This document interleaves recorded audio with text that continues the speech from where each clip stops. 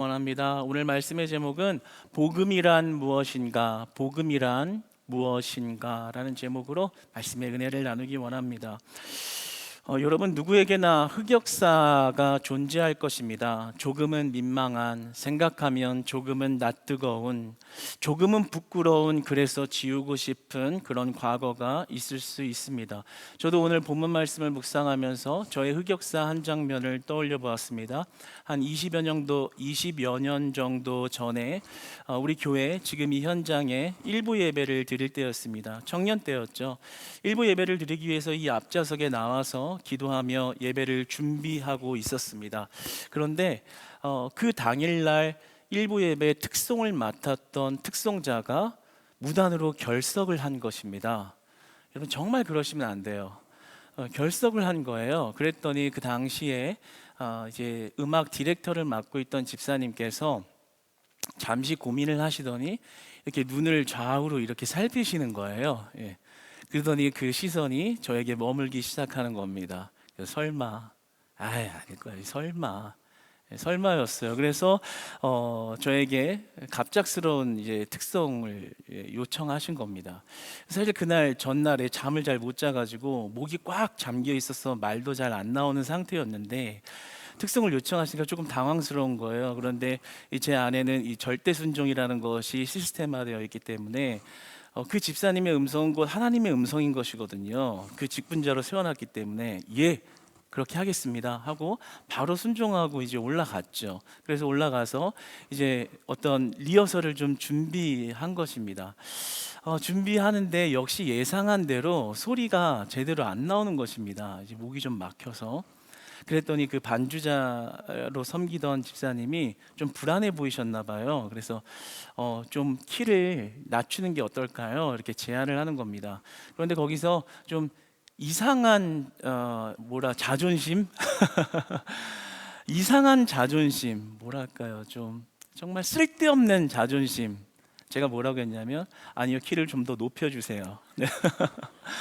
정말 그때 그러지 말았어야 됐는데 정말 거기서 이상한 자존심이 발동된 거예요. 그래서 키를 높였습니다. 그래도 참 무난하고 좀 아름답고 은혜롭게 찬양을 했습니다. 근데 찬양하는 중간에 그때 오직 주만이라는 찬양을 했거든요. 그런데 그 후렴 가사에 보면 그 맨 마지막 가사에 내가 요동치 아니하리라는 정말 클라이맥스 같은 하이라이트가 되는 그런 가사가 있습니다. 근데 그 가사의 시점에 이뤄서 제 의도와 또 제 계획과는 전혀 상관없이 요동치에서 이탈이 일어난 겁니다. 삑살이 났다고요. 그래서 엄청난 삑사리가 제대로 난 거예요. 세상이 그때부터는 이제 완전히 멘탈이 무너져가지고 식은땀이 돼서 막 줄줄 나고 어떻게 찬양을 한지를 모르겠는 거예요. 끝나고 내려와서 집에 와서 잠을 자는데 잠이 안 오는 겁니다. 잠이 안 와요. 얼굴이 막 붉게지고 막 그냥 자리에서 막 일어나게 되고 너무 민망하고 낯뜨거워서 사람을 수백 명 앉혀놓고 거기서 찬양하면서 마지막 하이라이트에서 마치 계획된 삑사리처럼 아주 정확한 삑사리가 이렇게 났을 때 너무 민망해서 한 6개월 정도 그 이불킥이라고 하죠. 한 6개월 정도 그렇게 살았어요. 그리고 그 다음 주에 교회 갔더니 그때 함께하던 청년들이 저에게 별명 하나를 지어줬어요. 요동치현. 그래. 좀 제가 근데 기분도 나쁘지도 않았어요. 왜냐하면 맞는 말이니까. 너무 웃겼어요. 생각해 보니까 그 클라이맥스 가사를 보면 내가 요동치 아니하리. 그 얼마나 믿음의 결단이에요. 그 마지막에 고백이잖아요. 근데 제가 엄청 요동친 거죠. 그래서 많은 가치 찬양에 함께 하시던 분들의 정신을 요동치게, 매우 요동치게 만든 것이죠. 그런 흑역사가 있습니다. 근데 제가 이렇게 흑역사를 당당하게 말하는 것은 오늘 말씀의 은혜 때문에 그러합니다. 여러분, 우리가 이렇게 실수하거나 잘못하거나 창피한 일을 겪을 때가 있습니다. 우리가 그런 것을 흑역사다, 지우고 싶은 흑역사다라고 말하는데요. 사실 인생을 살면서 그런 것들은 흑역사가 아닙니다. 흑역사 아니에요. 실패는 성공의 어머니라는 말도 있잖아요. 다 재산이 되는 것이고요, 도움이 되는 것이고요, 다 쓸모가 있는 것입니다. 그런데 진짜 흑역사가 있습니다. 여러분, 진짜 흑역사가 뭘까요? 진짜 흑역사는 하나님이 보실 때 흑역사로 평가하는 게 진짜 흑역사예요. 그렇다면 하나님이 진짜 흑역사라고 평가하시는 것은 뭘까요? 그것은 믿음 있는 자가 믿음 없이 살아갈 때, 믿음 있는 자가 믿음 없는 자처럼 행동할 때 하나님은 그것을 흑역사로 여기십니다. 하나님이 흑역사로 여기시는 모습은 어떤 것일까요? 크리스찬이 크리스찬답지 못한 모습인 것입니다. 예전에 코로나를 핑계 삼아서 교회를 안 나가던 성도님들, 코로나가 끝나도 교회에 계속 안 나가던, 코로나 핑계를 대며 안 나가던 성도님들, 하나님은 기억하고 계십니다. 그 시간 다 기억하고 계시고 흑역사라고 평가하고 기억하십니다. 예배 시간에 있어야 하는 그 시간과 장소에 없는 것, 인생의 흑역사를 찍고 있는 것입니다. 세상에 나아가서 크리스찬인지 아닌지 카멜레온처럼 애매하게 행동하면서 믿음을 선물로 받았지만 믿음 없는 자처럼 살아가는 그 모습, 하나님이 보실 때 인생의 흑역사로 평가하고 계시는 모습입니다. 흑역사를 찍고 살아가고 있는 거예요. 주신 직분의 순종과 희생을 다해야 하는 그 순간에 그냥 뒷짐을 져버리거나 숨어버리는 것, 하나님 기억하고 계십니다. 그리고 그걸 흑역사라고 말씀하시고 그 흑역사를 책망하시는 겁니다. 정말 하나님께 순종해야 할 때 순종하지 않고 뒤로 빠져버리는 것, 하나님은 기억하시고 하나님은 그것을 정확히 흑역사로 평가하시는 겁니다. 여러분, 이런 게 진짜 흑역사예요. 믿음 있는 자가 믿음을 선물로 받아놓고도 마치 믿음이 없는 자처럼 살아가는 것을 하나님은 흑역사로 평가하신다는 거죠. 우리 눈에 보이는 흑역사 아무것도 아닙니다. 그런 거 하나님 실패로 여기지 않으세요. 우리가 낯뜨겁게 여기는 거요, 하나님 보실 때 그냥 귀여운 일이에요. 그런데 믿음을 선물로 받아놓고도 마치 그 믿음이 무가치한 것처럼 그 믿음을 부끄러워하며 살아가는 것은 하나님이 흑역사로 여기신다라는 것이죠. 그래서 생각해 보면 제가 큰 삑사리를 내기는 했지만 그 당시 하나님의 관점에서 보면 그래도 목 아파도 하나님의 부르심에 순종한 모습은 사람들이 볼 때, 내가 평가할 때 흑역사일진 모르지만 하나님이 보실 때에는 자랑스러운 백역사가 된 줄로 저는 믿습니다. 그러니까 하나님께서 우리에게 요구하시는 복음이라는 것은 믿음과 행위가 연결되어져야 한다는 것을 말씀하는 겁니다. 우리의 신앙이요, 믿음과 행위를 분리시켜서는 안 된다는 거예요. 복음이라는 것은 믿음과 행위가 일치되는 것을 복음이라 말하고 복음의 삶이라고 말할 수 있는 것입니다. 오늘 바울이 말하고 있는 이 복음에 관한 이 복음 말씀이 나오게 된 배경이 있습니다. 이 배경은 베드로에 있습니다. 베드로를 책망하는 말씀으로 오늘 본문에 바울이 복음에 대해서 설명하고 있는 것입니다. 그러한 배경의 내용을 좀 말씀드리겠습니다. 이 12절에 가보면 베드로가 도망을 가는 사건이 기록되어져 있습니다. 베드로가 안디옥에 가서 이방인 그리스도인들과 함께 식사에 초대되어서 식사 자리를 갖게 되었습니다. 그런데 그때 야고보에게서 온 어떤 이들이 그 가운데 도착한 것입니다. 그들은 할례주의자들이었습니다. 여기서 말하는 할례주의자들이라는 것은 유대인을 말합니다. 근데 유대인들 중에서도 지독한 유대인들인 거예요. 율법을 아주 강조하고 중요시하는 사람들, 특별히 할례를 필수적으로 해야 한다라고 말하는 유대인 중에 지독한 유대인들, 그 유대인들이 지금 이방인들과 함께 식사를 하고 있는 베드로 옆에 야고보의 짓을 벗고 찾아온 겁니다. 그러니까 그 유대인들이 온 걸 보고 베드로가 그 식사 자리에서 도망가 버린 겁니다. 그 식사 자리를 파해버린 거예요. 이렇게 베드로가 도망간 데는 사실 이유가 있었습니다. 왜냐하면 당시 유대교회에서 이 공동 식사라는 것은 단순한 밥 먹는 자리가 아니라 종교적인 의의를 가지고 있었습니다. 신학자 예레미야스의 기록에 의하면 당시 유대교 식탁의 교제는 단순히 밥 먹는 자리가 아니었고 하나님 앞에서 교제를 한다는 의미를 지니고 있다라고 기록을 하고 있습니다. 그래서 우리가 밥을 먹을 때 떡 조각을 나누면서 이 떡 조각을 허락한 그 주인을 축복 기도하는 그 기도에 우리가 모두가 동참했다라는 그런 의미를 가지고 하나님 앞에서의 교제라는 의미로 식사를 했기 때문에 그 식탁 교제라는 것은 단순히 한 끼 때우는 식사가 아니라 신앙 공동체의 정체성을 드러내는 일이었습니다. 그래서 당시에 누가 식탁교제를 하기에 합당한가 합당하지 않은가가 굉장히 유대인 사회에서는 중요한 이슈였습니다. 그러니까 이 식사를 누구와 함께 하냐라는 이 문제는 유대인들의 종교 사회적 자기 정체성을 지키는 일과 깊게 연루되어져 있는 것입니다. 바리새 유대교인들이 이 식탁 교제에 대한 포함된 내용을 보다 세밀하게 정의하는데요. 한 학자의 연구에 의하면 그들이 341개의 율법을 규정하면서 그 중에 229개는 직간접적으로 식탁 교제와 연관이 있다라는 그런 연구를 발표하기도 했습니다. 그러니까 지금 베드로 입장에서는 지금 유대인들 중에 유대인들이 왔을 때 겁이 난 거예요. 이방인들과 식사하는 자신을 비난하고 돌팔매질 할까봐, 너가 유대인이면서 어떻게 이방인들하고 밥 먹고 있냐, 이 소리 들을까봐 식사 자리에 초대를 받고 함께 있으면서도 거기서 도망을 가버린 거죠. 그런데 이것은 굉장히 모순된 행동입니다. 사실 하나님이 보시기에 흑역사를 찍은 거예요. 왜냐하면 베드로는 사도행전 10장에 가보면 고넬료라는 이방인을 만나는 사건을 이미 경험했습니다. 고넬료라는 이방인을 만나서 그의 집에 초대되어 식사 자리를 함께 했고 만찬을 했습니다. 근데 그러한 이유는 하나님이 시켜서 그렇게 한 거였거든요.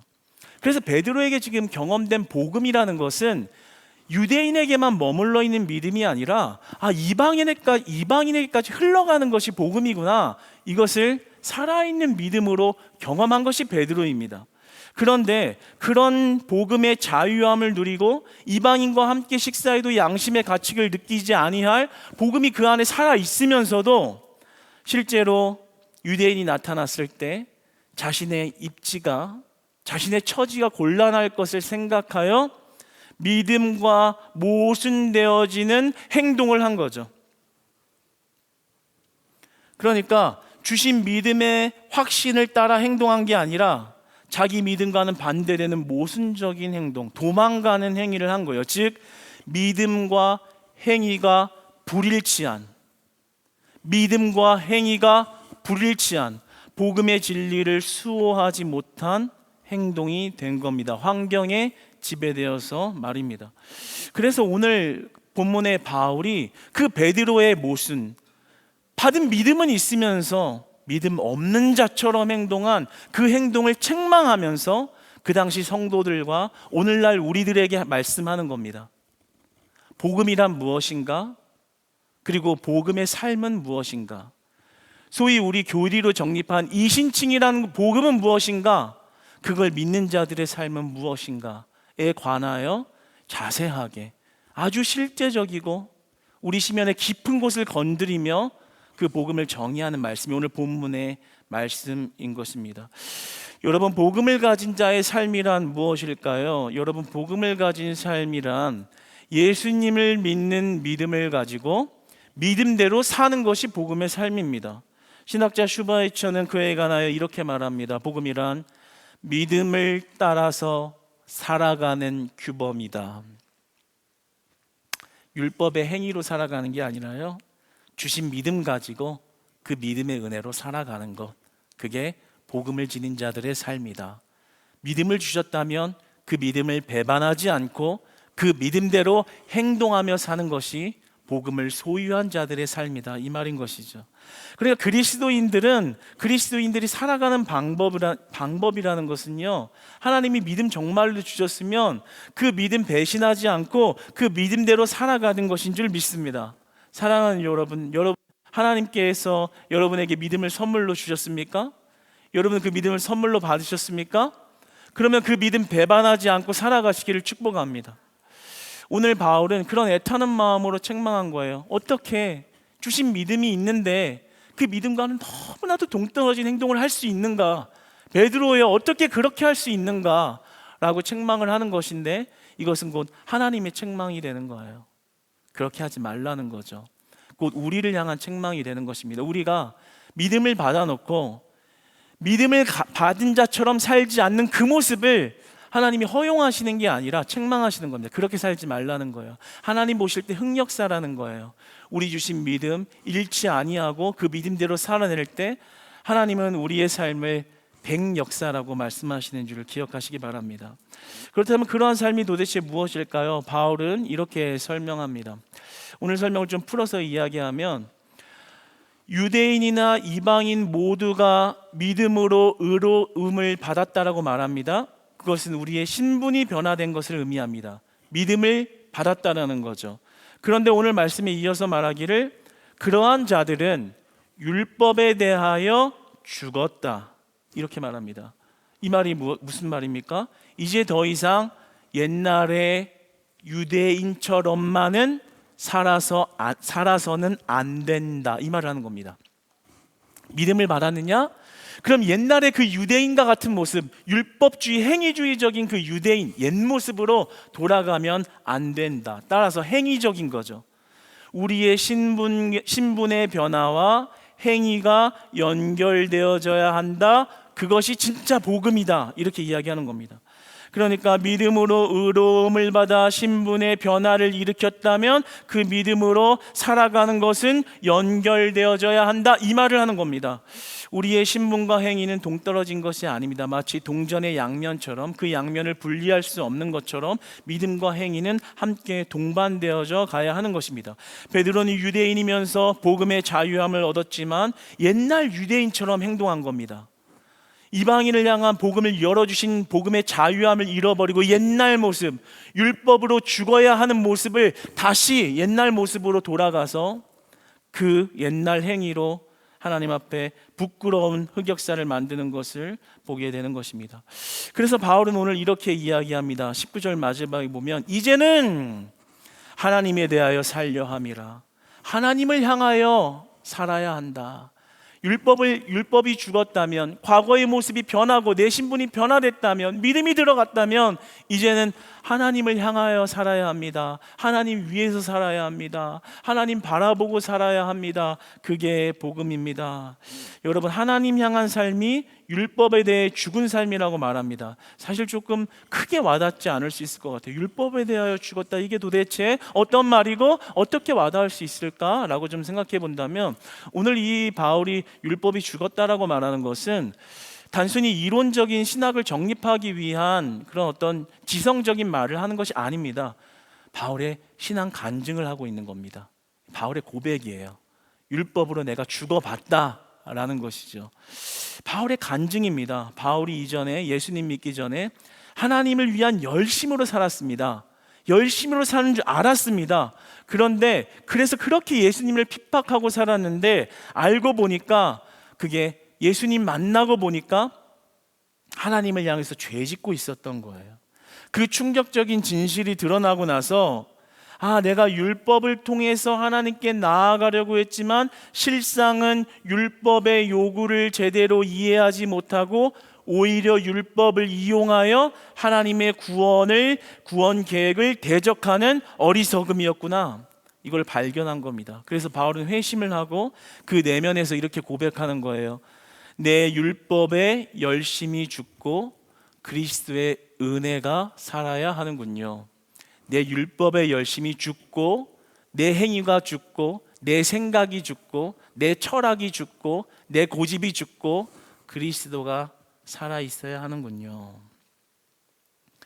내 의로움으로, 내 율법의 열심으로 의로움에 이를 수 없다는 절망적인 깨달음 속에서 오직 그리스도의 은혜만, 오직 그분의 이름만이 구원이 되신다라는 것을, 그 복음의 핵심 원리를 깨달은 거예요. 그래서 오늘 바울이 이렇게 이야기하는 거예요. 율법으로는 죽어야 된다.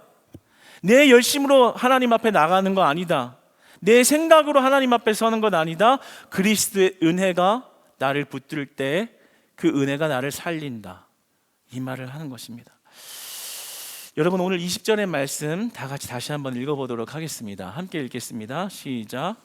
내가 그리스도와 함께 십자가에 못 박혔나니 그런즉 이제는 내가 사는 것이 아니요 오직 내 안에 그리스도께서 사시는 것이라. 이제 내가 육체 가운데 사는 것은 나를 사랑하사 나를 위하여 자기 자신을 버리신 하나님의 아들을 믿는 믿음 안에서 사는 것이라. 아멘. 그런즉 이제는 내가 사는 것이 아니요 내가 그리스도와 함께 십자가에 못 박혔습니다. 예수님 믿기 전에 나의 모습은 다 죽었습니다, 이 말입니다. 율법이 죽었습니다. 내가 그렇게 내 열심으로 살았던 그 모습 이제 다 죽었습니다. 그거 십자가에 다 못 박았습니다. 이제 나는 내가 사는 것이 아니라 오직 내 안에 그리스도께서 살아가시는 것을 원합니다. 그렇게 살고 있습니다. 이렇게 이야기하는 것이죠. 그러니까 여러분, 우리가 믿음으로 산다는 것은요, 내 옛사람의 모습을 다 죽이는 것입니다. 내 옛사람의 모습이 다 죽어야 예수 그리스도가 살 수 있는 것인 줄 믿습니다.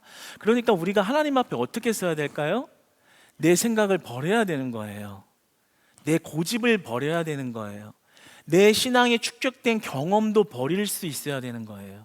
내가 가지고 있는 모든 재산과 지식과 알고 있는 경험, 그것이 하나님 앞에 완전히 다 깨지고 철저하게 부서지고 버릴 수 있어질 때, 내 고집으로 하나님 앞에 나오고 있던 그 고집이 꺾일 때, 살아계신 예수 그리스도가 여러분의 믿음을 운용하시고 그리고 인도하시며 믿음으로 살아내는 삶을 열어가신다는 사실을 믿으시기 바랍니다. 그래서 여러분, 이제부터는요, 내 생각 아니어도 하나님이 말씀이 그렇다면 그것을 십자가에 못 박으시면서 그리스도의 말씀 따라 살아가시기를 축복합니다. 내가 생각하기에 아무리 맞다고 해도요, 하나님이 하지 말라고 하면 좀 멈추시기 바랍니다. 내가 아무리 맞다고 생각해도 하나님이 하지 말라고 하면 내려놓을 수 있는 것, 이미 율법을 통해서 난 죽었다. 그리고 그 십자가가 나를 살리십니다. 이제 내 안에는 율법이 살아 움직이는 게 아니라 살아계신 그리스도가 내 안에 있습니다. 그리스도가 내 삶을 은혜로 바꾸셨습니다. 이제 내가 뭘 잘해서 하나님께 인정받는 게 아니라 내가 하나님 있는 믿음 하나 있으면 하나님이 나를 인정해 주십니다. 나는 주님을 믿고 따르겠습니다. 그게 바로 은혜 받은 자, 크리스찬, 복음을 누리고 있는 자들의 삶인 것입니다. 여러분에게 묻겠습니다. 여러분 안에는 지금 누가 살고 계신가요? 내 복음이, 내 믿음이 삶의 행동으로 어떻게 이어지고 있는지요. 여러분, 우리는 오늘 말씀 은혜로 받을 때 모든 크고 작은 결정들을 다 하나님의 뜻 안에서 구하고 결정하시는 저와 여러분 되시기를 축복합니다. 아주 작은 것도 하나님의 뜻을 물어야 되는 거예요. 그냥 인생 내 열심대로 살아가는 게 아니라요, 하나님, 이것이 하나님의 뜻에 그리스도가 원하시는 그러한 모습인가요? 하나님이 원하시는 결정은 뭔가요? 하나님이 원하시는 대로 하겠습니다. 아주 작은 것부터 큰 것까지 그리스도의 뜻과 그 마음을 구하고 그 뜻의 인도함을 받을 때 여러분의 육체의 소욕을 따르던 그 모든 행위와 열심과 생각은 무너지고 살아계신 그리스도의 은혜가 여러분의 삶을 채우는 데 반드시 있을 줄 믿습니다. 여러분, 이제 그것을 기대해야죠. 우리 그게 소망 아니에요? 내 열심으로 해봤더니 안 되더라. 내 열심으로 해봤더니 그곳에 행복이 없더라.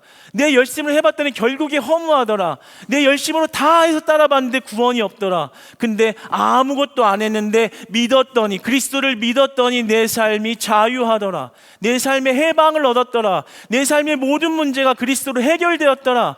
그래서 나는 이제 더 이상 옛 것을 붙잡고 율법의 행위와 내 열심을 살던 달란트를 붙잡고 있던 것을 내려놓고 이제는 예수님을 붙잡겠습니다. 예수님을 붙잡겠습니다. 내 안에 살아계신 그리스도가 내 삶을 인도해 주시기 원합니다. 하나님 말씀 듣겠습니다. 매주 이 말씀의 강단에 전해지는 하나님의 말씀을 여러분 받으셔서 그 말씀의 핵심을 가지고 나아가 삶에서 실천하시길 축복합니다. 그게 주님 따라가는 거예요. 믿음이 있으면요, 주님 말씀하신 말씀을 듣고 그 말씀으로 실천하는 겁니다. 그게 복음의 삶이라는 거예요. 안 그러면 흑역사 만들고 있는 거예요. 말씀 들었는데 잃어버리고 또 내 습관대로, 내 열심대로, 은혜는 은혜고 뭐 하나님 말씀이지, 삶은 일단 열심히 해서 이루는 게 삶이야. 하나님 몹시 흑역사 찍고 있다고요. 책망하신다고요. 오늘 바울 책망하시듯이 책망하신다고요. 그것은 그리스도인의 복음의 삶이 아니라고 책망하시는 겁니다. 사랑하는 여러분, 우리 고난주간 특세 가운데 목원들과 또 주변 가족들과 함께 주의 전에 나와 매일 아침 들려주신 하나님의 말씀을 은혜로 받고 그 말씀 믿음으로 살아낼 때 여러분의 고난이 십자가로 다 해결되는 은혜의 길을 소망합니다. 십자가로 이끌어가는 삶, 그게 우리의 은혜의 삶이고 그게 우리에게 소망 있는 삶 아닐까요? 그러므로 여러분, 우리는 어려움 속에서도 흔들리지 말고 주님을 붙잡아야 됩니다. 베드로요, 무서워서 넘어졌다고요. 복음을 받았고 경험했고 고넬료가 구원받는 거, 이방인이 구원받는 것까지 봤는데 유대인들이 무서워서 복음을 배반했다고요. 여러분, 우리의 믿음을 삼키려는 무언가가 우리를 공격할 때 그 공격이 나의 믿음을 무너뜨리려는 사단의 공격이라는 것을 분별하셔서 여러분, 그 패배의 순간에, 그 넘어질 만한 두려운 순간에 여러분 하나님 붙드시고 믿음으로 승리하시기를 축복합니다. 믿음 붙잡고 승리하시기를 축복합니다. 어려워도요, 그때 믿음 붙들면요, 하나님이 반드시 살리시고 그 가운데 반드시 일하시고 주신 믿음 잃지 아니하도록 하나님이 크신 은혜 부어주신다는 사실을 믿으시기 바랍니다. 그래서 여러분, 우리가 패배의 순간에도요, 원망하기보다는요, 하나님을 붙잡는 믿음이 있어야 돼요. 내가 만약에 패배했잖아요, 실패하고 넘어졌잖아요. 그러면요, 내가 정말 그리스도를 따르다가 넘어진 건지 내 욕심 때문에 넘어진 건지를 한번 살펴봐야 돼요. 일이 왜 이렇게 됐나가 아니라 내가 그리스도를 따르다가 얻어진 실패인가, 아니면 내 욕심을 따르다가 생긴 실패인가. 그리스도를 따르다가 눈에 보이는 실패를 맞이한 거예요. 하나님 흑역사로 여기지 않는다고요. 칭찬하신다니까요. 세워주신다니까요. 잘했다 하신다니까요. 사람들은 비난하고 조롱하고 너가 왜 그따위냐, 믿는데 왜 인생이 그러냐. 아니요, 하나님 보실 때 칭찬하신다고요.